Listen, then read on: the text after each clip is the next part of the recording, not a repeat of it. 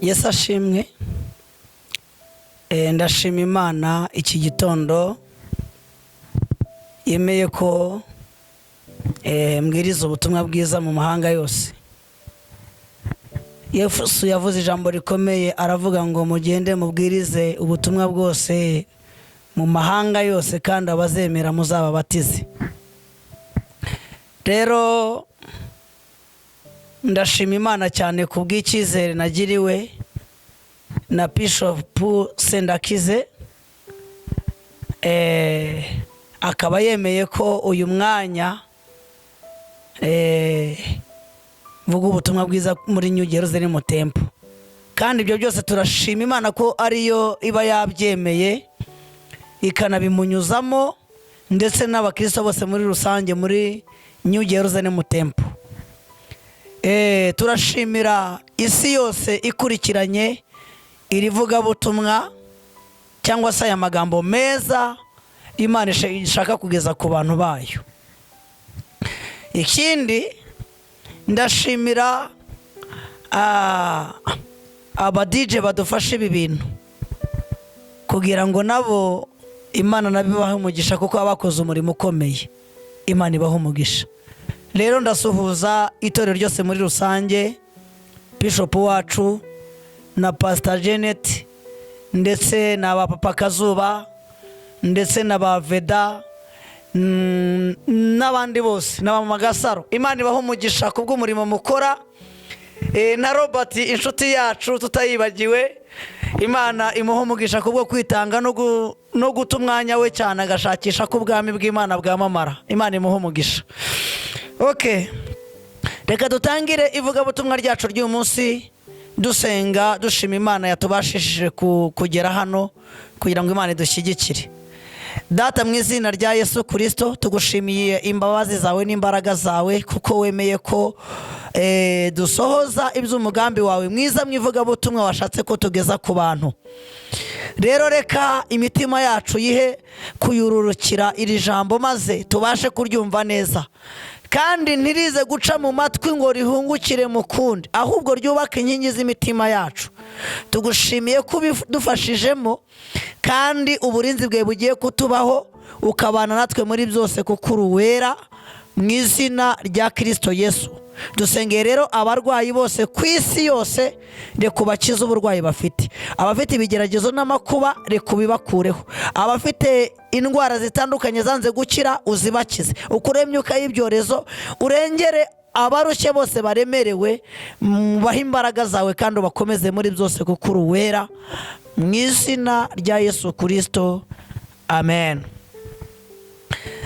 Jambo nateguye cyangwa se Imana yampaye iki gitondo nago ari jambo rirerire ry'uyu munsi kuwa gatatu. Ndashima Imana yo yabimfashijemo. Ni jambo riboneka muri mu butumwa bwiza bwa Yohana igice cya 11 umurongo waho wa 32. Haranditswe ngo Mariya ageze aho Yesu ari, amubonye yikubita imbere y'ibirenge bye, aramubwira ati, Databuja, iyaba wari hano musaza wanjye ntaba yapfuye. Yesu amubonye ararira, n'abayuda bazanye nabo bararira. Haleluya. N'abayuda bazanye nabo bararira. Asuhuza umutima, arawuhagarika, arababaza ati, mbese mwamushyize he? Baramusubiza bati, Databuja, ngwino urebe. Haleluya. 3:5 hatubwira ijambo rikomeye ngo Yesu ararira. Abayuda baravuga bati, dore ye, nimurebe uburyo yamukundaga. Imana yacu tugirire neza.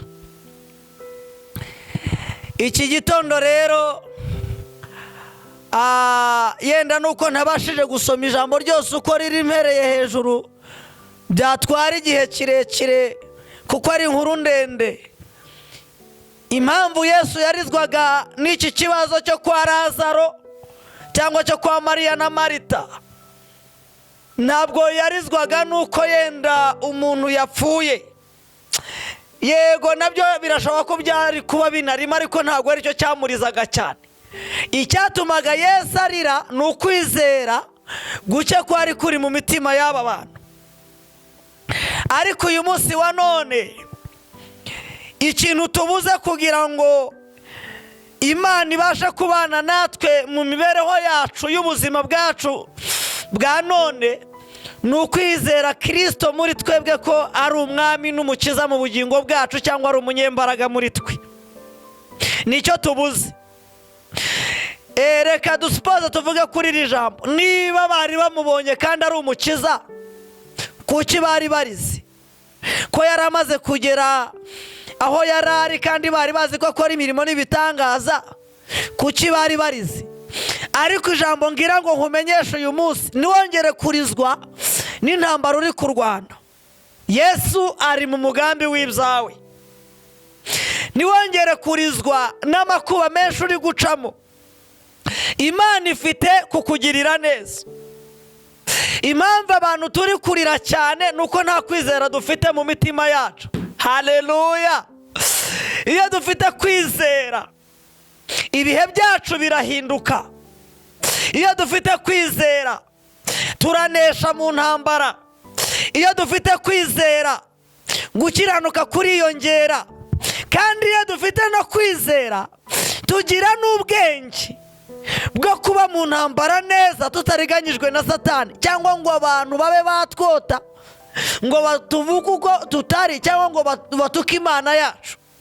Ariko iyo dufite kwizera, ubuzima bwacu burahinduka.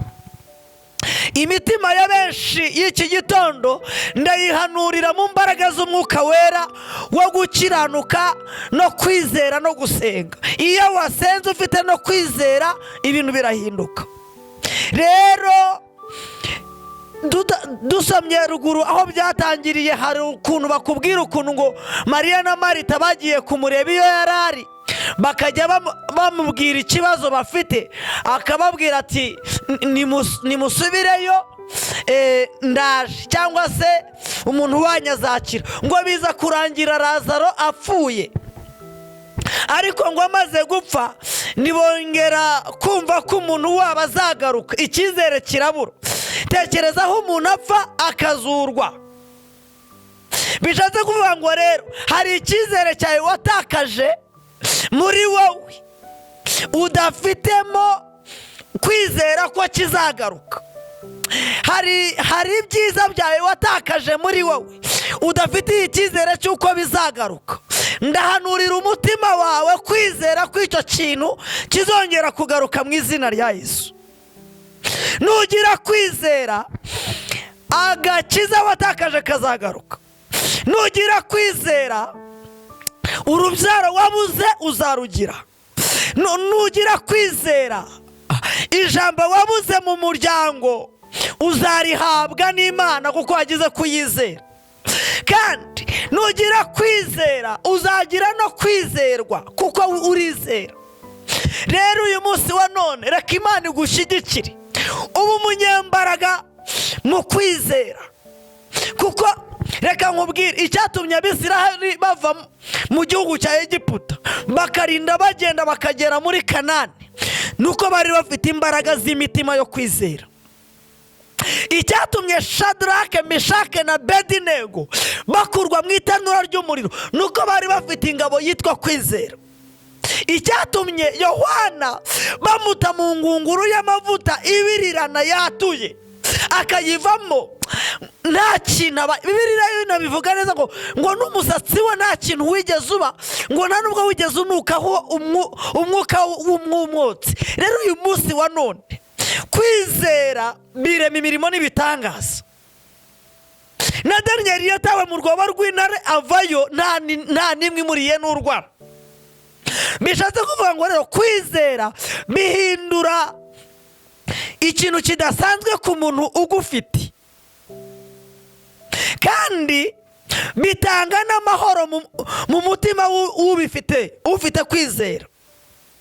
Rero ndakubwira wowe uri mu mahanga, wowe uri gukurikirana ivugabutumwa ryacu uyu munsi, wowe uri kureba New Jerusalem Temple, amakuru y'ijambo ry'Imana twohereza ku isi yose, ndagushishikariza kugira umutima wo kwizera, ndagushishikariza kugira imbaraga zo kwizera mu bibazo ufite. Niwizera urugo wubatse ruzagenda neza, niwizera amashuri urimo wiga iyo hanze uzayatsinda, niwizera umuryango wakuvuyeho uzakugarukira, niwizera uzagira agaciro ku isi yose kubera ko ufite kwizera. Haleluya! Rero Imana yacu ishimwe cyane, ndabashimiye. Twari turi mu ijambo rikomeye, ijambo ridasanzwe rihiga ayandi, rivuga ku ngabo yo kwizera mu mitima yacu y'iyi minsi ya none, aho intambara zikomeye, aho amakuba yiyongereye, aho ibitero bitari kubura kwiyongera buri munsi. Nakushishikaza kuvuga ngo izerere mu gusenga Imana uzabohorwa, izerere mu gusenga Imana uzakira ubuzima, izerere mu Mana uzabona agakiza kaboneye, izerere mu Mana uburwayi wari ufite buzakira, izerere mu Mana ubugumba wari ufite buzakira, izerere mu Mana ikanseri wari ufite zizakira mu izina rya Yesu. Kwizera kwatumye Aburahamu abona Isaka. Uyu munsi wizere, Imana irakugirira neza. Narindi mu ijambo ryo kwizera. Haleluya! Hanyuma uyu munsi ndagushishikariza kugira ngo umenyeshe n'abandi ibihe by'imbaraga yo kwizera, babashe guhumuka amaso barebe imbaraga yo kwizera, nibwo tuzanesha. Mureke twizere tuzaba bashya mu mwuka, mureke twizere tuzakomera mu mwuka, mureke twizere tuzagira ijambo, mureke twizere Imana nituyizera n'abantu bazatugirira icyizere. Imana rero ibaho umugisha. Reka dushime Imana. Data, mu izina rya Yesu tugushimiye imbaraga zawe n'imbabazi zawe, tugushimiye ko wera kandi ugakiranuka.